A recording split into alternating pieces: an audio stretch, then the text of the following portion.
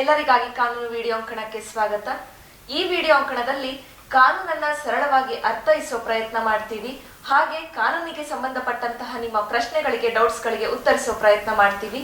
ನಿಮ್ಮೆಲ್ಲ ಪ್ರಶ್ನೆಗಳಿಗೆ ಉತ್ತರಿಸೋಕೆ ನಮ್ಮೊಂದಿಗೆ ಖ್ಯಾತ ನ್ಯಾಯವಾದಿಯಾದಂತಹ MR ಸತ್ಯನಾರಾಯಣ ಅವರಿದ್ದಾರೆ. ಸರ್, ನಿಮಗೆ ಸ್ವಾಗತ.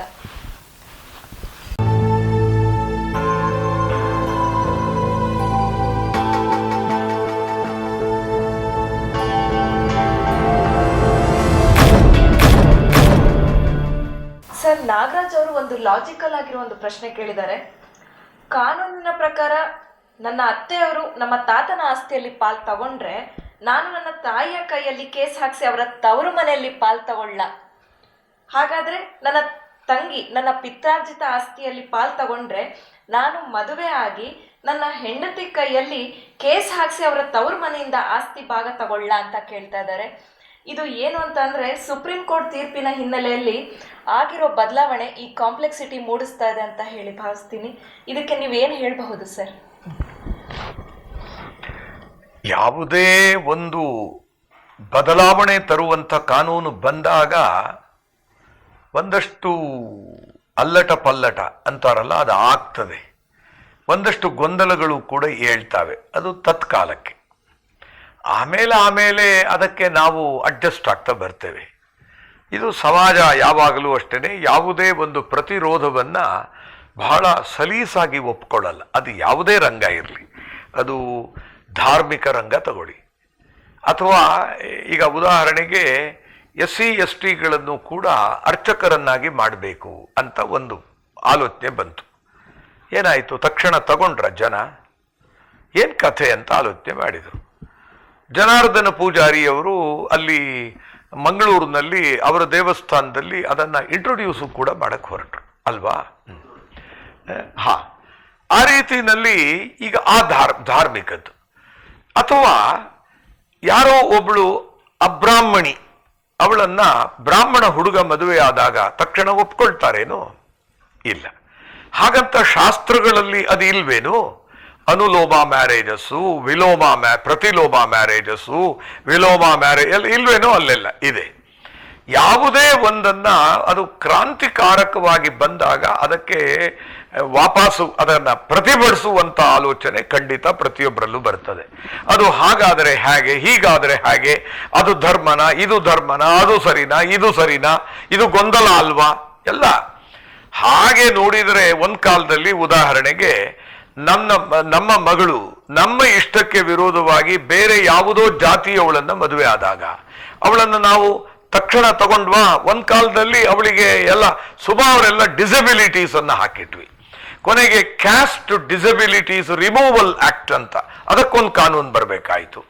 ಸತಿ ಪದ್ಧತಿಯನ್ನ ಉದಾಹರಣೆಗೆ ಗಂಡನ ಜೊತೆ ಸಹಗಮನ ಮಾಡಿದರೆ ನಿನಗೆ ನೇರ ಸ್ವರ್ಗ ಅಂತ ಹೇಳಿದರು.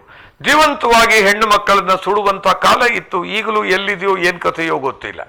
ಆಯ್ತಾ? ಹೀಗಾಗಿ ಅಂತಹದ್ದನ್ನು ವಿರೋಧಿಸುವಾಗ ಅದು ರಾಜಾ ರಾಮ್ ಮೋಹನ್ ರಾಯ್ ಇರ್ಬೋದು, ಈಶ್ವರಚಂದ್ರ ವಿದ್ಯಾಸಾಗರ್ ಇರ್ಬೋದು, ಯಾರೇ ಇರ್ಬೋದು ಅವರುಗಳು, ಅಥವಾ ಬಸವಣ್ಣ ಇರ್ಬೋದು. ಬಸವಣ್ಣಂದು ಕ್ರಾಂತಿ ಯಾಕಾಯಿತು? ಯಾರ ಮಗಳನ್ನು ಮದುವೆ ಮಾಡ್ಕೊಂಡ ಹೇಳಿ ಅಲ್ವಾ? ಆವಾಗ ಏನಾಗುತ್ತೆ, ಆ ರೀತಿ ಅಂತರ್ಜಾತೀಯ ವಿವಾಹವನ್ನ ಮಾಡಿಕೊಂಡಾಗ ಜಾತಿ ವ್ಯವಸ್ಥೆಯನ್ನೇ ವಿರೋಧ ಮಾಡಿದ ಬಸವಣ್ಣ ಕೂಡ ರಕ್ತಕ್ರಾಂತಿ ನೋಡಬೇಕಾಯಿತು, ಕೂಡಲ ಸಂಗಮಕ್ಕೆ ಹೋಗಬೇಕಾಯಿತು. ಇದು ಇದ್ದಿದ್ದೇ, ಏನು ಮಾಡಲಿಕ್ಕಾಗಲ್ಲ. ಈಗ ಏನಾಗಿದೆ, ಸಮಾಜ ಸುಧಾರಣೆಯ ಕೆಲಸವನ್ನ ಮಾಡುವಂಥ ಜವಾಬ್ದಾರಿಯನ್ನ ನಮ್ಮ ಶಾಸನ ಸಭೆಗಳಿಗೆ ಕೊಟ್ವಿ. ಆಮೇಲೆ ಏನ್ ಮಾಡಿದ್ವಿ? ಸುಪ್ರೀಂ ಕೋರ್ಟಿಗೂ ಬಿಟ್ವಿ, ಹೈಕೋರ್ಟುಗಳಿಗೂ ಕೊಟ್ಟಿದ್ದೇವೆ. ಹಾಗಾಗಿ ಆ ಇಂಟರ್ಪ್ರಿಟೇಷನ್ ಮಾಡುವಾಗ ಏನ್ ಮಾಡ್ತದೆ, ಸುಮಾರು ಕ್ರಾಂತಿಕಾರಕವಾದಂಥ ಆಲೋಚನೆಗಳನ್ನ ಇವತ್ತು ಹಿಂದೆ ಸಮಾಜ ಸುಧಾರಕರು ಮಾಡಿದ ಹಾಗೆ ಇವತ್ತು ಕೋರ್ಟುಗಳು, ನಮ್ಮ ಶಾಸನ ಸಭೆಗಳು ಮಾಡ್ತಾ ಇದ್ದಾವೆ.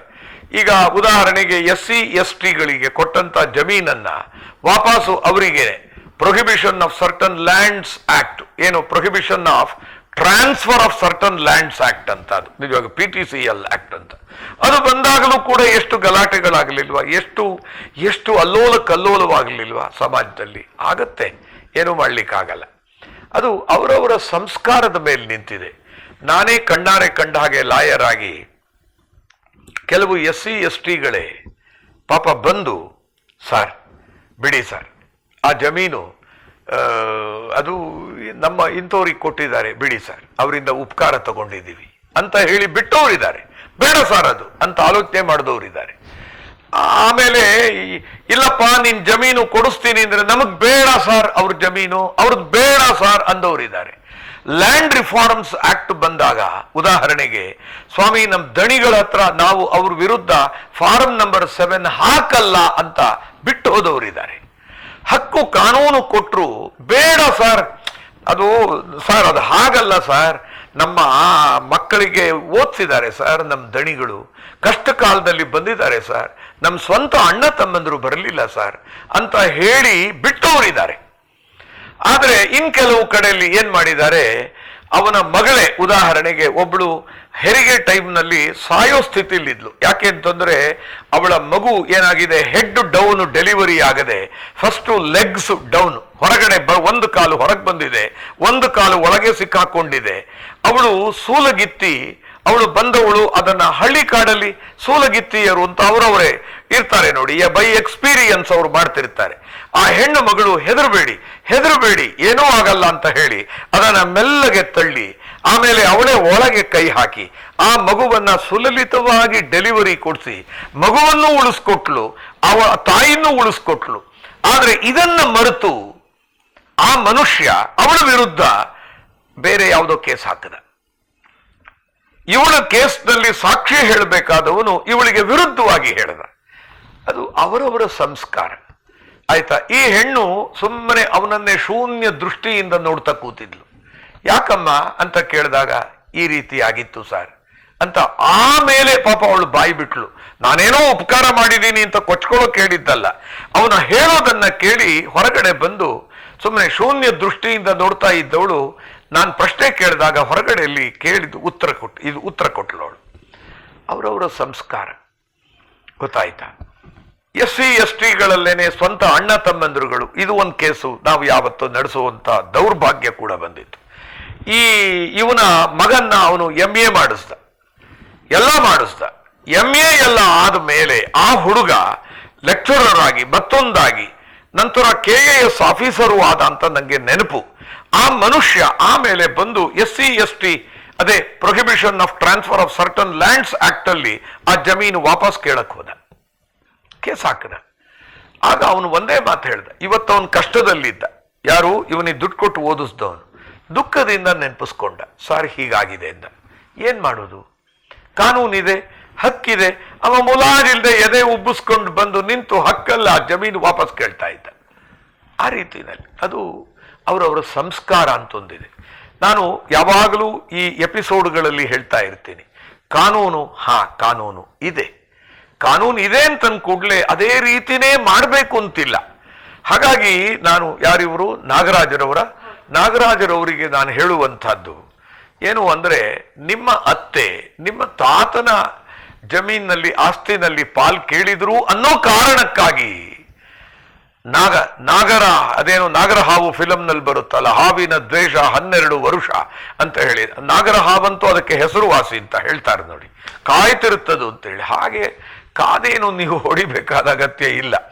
ನಿಮ್ಮ ಅಮ್ಮನ ಕೈಯಲ್ಲಿ ತವರು ಮನೆಯಲ್ಲಿ ಆಸ್ತಿನ ಕೇಳಲೇಬೇಕು ಅಂತ ಏನಿಲ್ಲ. ಒಂದು ವೇಳೆ ಅಂಥ ಸ್ಥಿತಿ ಬಂದ್ರೆ ಕೇಳಿದ್ರೆ ಏನೂ ಮಾಡ್ಲಿಕ್ಕಾಗಲ್ಲ. ಆದರೆ ನಿಮ್ಮ ತಾಯಿಗೆ ಇಷ್ಟಕ್ಕೆ ವಿರುದ್ಧವಾಗಿ ನೀವು ಅವರಿಗೆ ಹಕ್ಕು ಚಲಾಯಿಸುವಂತ ಇಲ್ಲಿ ಹಿಂಸೆ ಮಾಡುವುದು, ಇಷ್ಟ ಇಲ್ಲದೆ ಅವರು ಅಲ್ಲಿ ಹಿಂಸೆ ಮಾಡುವುದು, ಅದು ನಿಮಗೆ ಹಿಂಸೆ ಅನ್ಸೋದಾದ್ರೆ ದಯಮಾಡಿ ಮಾಡಬೇಡಿ. ಹಾಗೆ ನಿಮ್ಮ ತಂಗಿ ಬಂದು ಪಾಲ್ ಕೇಳಿದ್ಲು ಅನ್ನೋದಾದ್ರೆ ಅದರ ಅರ್ಥ ನಿಮ್ಮಲ್ಲಿ ಆಸ್ತಿ ಇದೆ ಅಂತ ಆಯ್ತು. ತಂಗಿ ನಿಮ್ಮಲ್ಲಿ ಬಂದು ಪಾಲ್ ಕೇಳಿದರೆ ನಾನು ನನ್ನ ಹೆಂಡತಿ ಕೈಯಲ್ಲಿ ಕೇಸ್ ಹಾಕಿಸ್ಲಾ ಅಂತ ನೀವು ಅನ್ನೋದಾದ್ರೆ ನನಗನ್ಸೋದು, ನಂದಿನಿ ಇವ್ರ ಹತ್ರ ಆಸ್ತಿ ಇದೆ, ಯಾಕೆಂದ್ರೆ ತಂಗಿ ಬಂದು ಕೇಳ್ತಾಳೆ. ತಂಗಿ ಬಂದು ಕೇಳಿದ್ಲು ಅಂತ ಹೇಳಿ ಹೆಂಡತಿನ ಅಲ್ಲಿಗೆ ಓಡಿಸ್ಬೇಡಿ. ಏನಂತ ಆಸ್ತಿ ಕೇಳ್ಕೊಂಬ, ಹೋಗ್ ತವ್ರ ಮನೆಯಲ್ಲಿ ಹೋಗ್, ನಿನ್ ತವ್ರ ಮನೆಯಿಂದ ಆಸ್ತಿ ಕೇಳ್ಕೊಂಬ ಅಂತ ಹೋಗ್ಬೇಡಿ. ಇವೆಲ್ಲ ಆಸ್ತಿ ಪಾಸ್ತಿ ಇತ್ಯಾದಿಗಳು ಲೌಕಿಕ ಜಗತ್ನಲ್ಲಿ ಎಷ್ಟದಕ್ಕೆ ಮಹತ್ವ ಕೊಡ್ಬೋದು, ಸಂಬಂಧಕ್ಕೆ ಎಷ್ಟು ಮಹತ್ವ ಕೊಡ್ಬೋದು, ದಯಮಾಡಿ ಆಲೋಚನೆ ಮಾಡಿ. ನಾವು ಅದಕ್ಕೆ ಧರ್ಮರಾಯ ಮಹಾಭಾರತ ಎಲ್ಲ ಮುಗಿದ ಮೇಲೆ ಅವನು ಯಾವ ಸೀಮೆ ಚಕ್ರವರ್ತಿ ಅಂತ ದುಃಖ ಪಡ್ತೇವೆ, ಅವನಿಗೂ ಆ ದುಃಖ ಹೋಗಲೇ ಇಲ್ಲ. ಅವನಿಗೆ ಅಣ್ಣ ತಮ್ಮಂದಿರುಗಳು ಅವರು ಇವರು ಎಲ್ಲ ಇರಬೇಕು, ಇದ್ದರೆ ಅದೊಂದು ಸಂಬಂಧ, ಅದು ಒಂದು ಜೀವನ. ಅದು ಎಲ್ಲರನ್ನೂ ಕಳ್ಕೊಂಡು ಬರೀ 5 ಜನ ತಮ್ಮಂದಿರುಗಳು ಅಣ್ಣ ತಮ್ಮಂದಿರುಗಳು ಅಲ್ಲಿ ಉಳ್ಕೊಂಡು ಅವರು ಸಂಕಟದಲ್ಲಿ ಬದುಕೋದಕ್ಕಿಂತ ಅವನು ಅದನ್ನು ಎಷ್ಟೋ ಸಲ ಹೇಳ್ತಾನೆ. ಪಾಪ ಅರ್ಜುನ ಕೂಡ ಮಾತು ಹೇಳ್ತಾನೆ, ಕಿಮ್ನೋ ರಾಜ್ಯೇನ ಗೋವಿಂದ ಕಿಂಬೈ ಈ ಭೋಗಗಳಿಂದ ಜೀವಿತೇನವ, ಯಾಕಪ್ಪ ಬೇಕು ಅಂತಾನೆ. ಆದರೆ ಕೃಷ್ಣ ಯುದ್ಧ ಮಾಡುವಂತ ಯುದ್ಧ ಮಾಡಿಸ್ತಾನೆ, ಎಲ್ಲರನ್ನೂ ತೆಗೆದಾಯ್ತು, ಆಯ್ತು. ಆದರೆ ಆಮೇಲೂ ಅವರ ಚಿಂತೆ, ಇವನ ತಲೆನಲ್ಲಿ ಬಂದು ಚಿಂತೆ ವಾಸ್ತವ ಬದುಕಾಯಿತು. ಅದಕ್ಕೆ ದುರ್ಯೋಧನ ಹೇಳ್ತಾನೆ ಕೊನೆಯಲ್ಲೂ ಕೂಡ, ನೋಡು ಈಗಲೂ ಕೂಡ ಭೀಷ್ಮರು ಹೇಳ್ತಾರೆ, ಹೋಗು ಸಂಧಿ ಮಾಡ್ಕೊ ಅಂದ್ರೆ, ಯಾವ ಪುರುಷಾರ್ಥಕ್ಕೆ ಸಂಧಿ ಮಾಡ್ಕೊಳ್ಳಿ ತಾತ?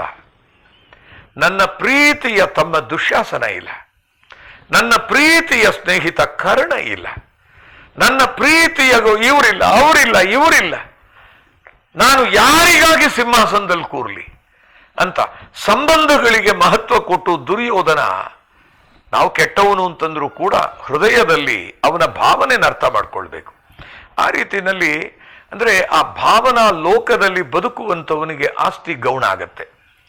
ಆಸ್ತಿ ಗೌಣವೋ ಸಂಬಂಧ ಗೌಣವೋ ಅದು ನಾಗರಾಜರಾಯರು ತೀರ್ಮಾನ ಮಾಡಬೇಕು. ಅವಳು ಕೇಳಿದ್ಲು ಆದ್ರಿಂದ ನಾನು ಕೇಳ್ತೀನಿ, ಅವಳು ಕೇಳದಿದ್ರೆ ನಾನು ಕೇಳಲ್ಲ. ಈ ಅತ್ತೆ ಕೇಳ್ತಾ ಇದ್ದಾಳೆ, ನನ್ನ ಅಮ್ಮನ್ನು ಕೂಡ ಅಲ್ಲಿ ಓಡಿಸ್ತೀನಿ ಕೇಳಿಸ್ತೀನಿ ಅನ್ನೋದು ಸರಿಯಾದ ಕ್ರಮ ಆಗಲಿಕ್ಕಿಲ್ಲ. ಕಾನೂನಿದೆ ಇರ್ಲಿ ಬಿಡಿ. ಎಷ್ಟು ನಾನು ಒಂದ್ಸಲ ಹೇಳಿದಾಗೆ 128 ಕೋಟಿ ಜನ ಇದ್ದೇವೆ, 128 ಕೋಟಿ ಪ್ರತಿಯೊಬ್ರು ಜನ ಕೇಸ್ ಹಾಕಿದಾರೇನು? ಯಾರೋ ಕೇಸ್ ಹಾಕಿದ್ದಾರೆ, ಕೆಲವರು ಹೋಲಿ ಬಿಡಿ ಸರ್ ಅಂತ. ಎಷ್ಟೋ ಜನ ಹಣ ಕಷ್ಟದಲ್ಲಿದ್ದಾರೆ ತಂಗಿಯಂದ್ರು, ಅವ್ರ ಗಂಡಂದ್ರಿಗೆ ವಯಸ್ಸಾಗಿ ಕ್ಯಾನ್ಸರ್ ಏನೋ ಬಂದಿದೆ, ಕೆಲವರಿಗೆ ತೊಂದರೆ ಆಗಿದೆ. ಹೋಗಿ ಅಣ್ಣನ ಮನೆಯಲ್ಲಿ ಪ್ರಶ್ನೆ ಅಣ್ಣನ ಮನೆಯಲ್ಲಿ ನಂಗೆ ಪಾಲ್ ಕೊಡು ಕೇಳಿದರೆ ಕಾನೂನಲ್ಲಿ ಇವತ್ತು ಅವರಿಗೆ 70-80 ಲಕ್ಷ, 1 ಕೋಟಿ 2 ಕೋಟಿ ರೂಪಾಯಿ ಅಷ್ಟು ಆಸ್ತಿ ಬರ್ತದೆ.